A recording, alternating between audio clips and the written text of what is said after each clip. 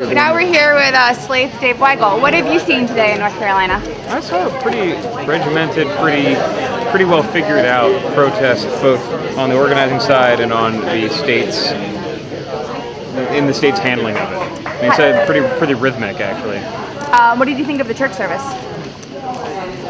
See, I was in and out of that because there were parts where they told the media to not stick around, not record.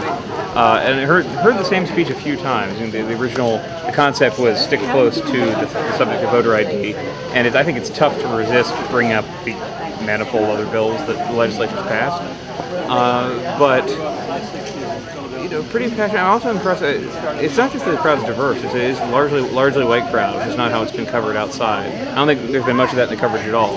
You got, I think, NAACP and Reverend Barber as the face of it, but kind of the ground troops are all a lot of people I met. Retirees and college professors and people who just lost unemployment insurance or white working class.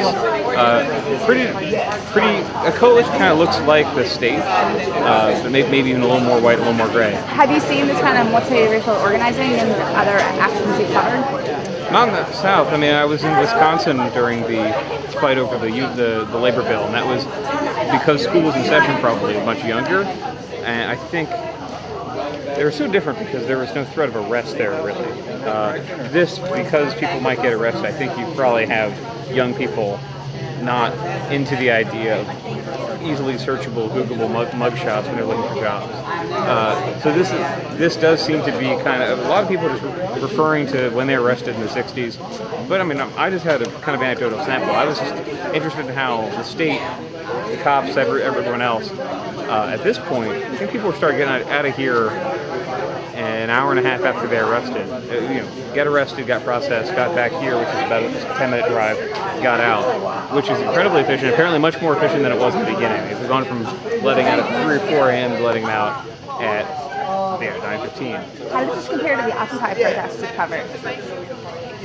Those two, I think there's some of the joy and the circus element of it, but there was nothing really.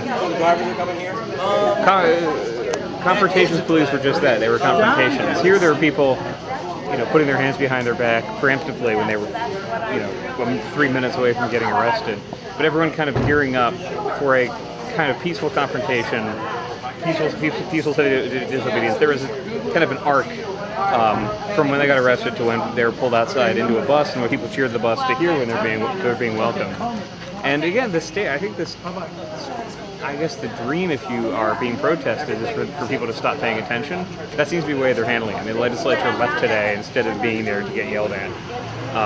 That can go either way. I remember in Wisconsin, conservatives were very impressed by footage of these guys getting yelled at, but I mean, it looked sympathetic. And here today, they kind of left and decided to come back tomorrow. And then do you think this organizing is going to be impactful over the long haul? Well, the Obama campaign had the state pretty well wired. I think it's the legislation itself either engenders a backlash or it doesn't. And this goes much further than anything that happened in Wisconsin. This is already a right-to-work state, so you don't have the labor movement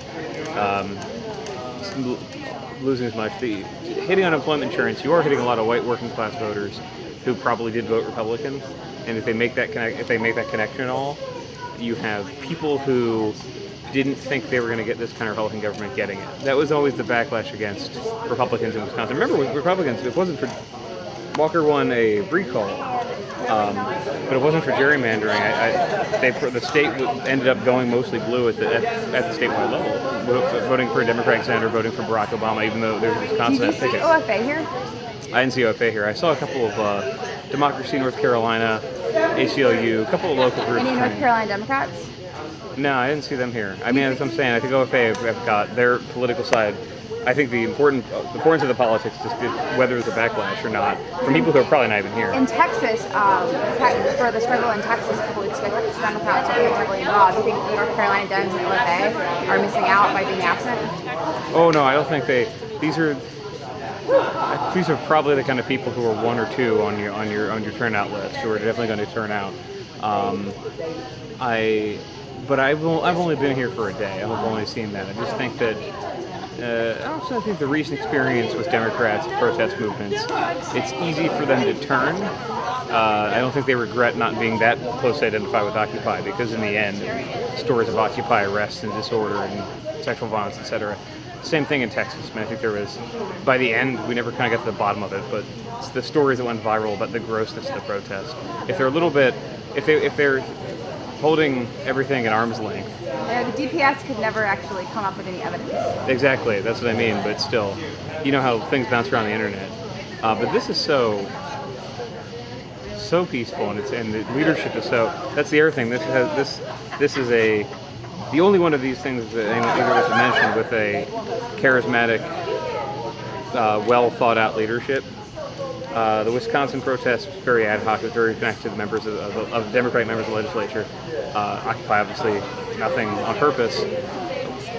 This has Reverend Barber, who you can see marshaling each step of the process, week after week. Again, through a pretty good regimen, and he can keep it. I figured that he can keep that going for a while. He knows exactly what he's doing, and the police are starting to figure out what they're doing. Well, thank you so much. Hopefully we'll see you around covering all of this stuff in other states and in DC. Hopefully, thank you. Yeah. Okay.